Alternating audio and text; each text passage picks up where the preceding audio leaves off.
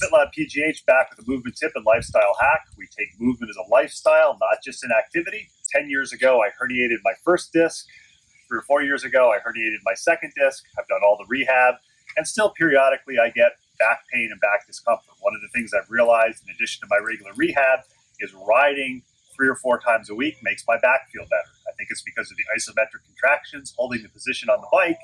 But when I don't do it after a week or so, I get a lot more discomfort. So it's a priority to me to be able to move more, move frequently, and move without pain or discomfort.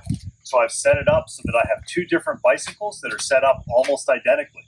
So that if one of them's in the shop, if one of them happens to have a flat tire, I can still get a workout in, even if it's only 20 minutes. I realize for some people, this is taking it a little bit to an extreme. So think about what's important to you and make practices for what you can do so that it's easy to do. In other words, make it easy to move.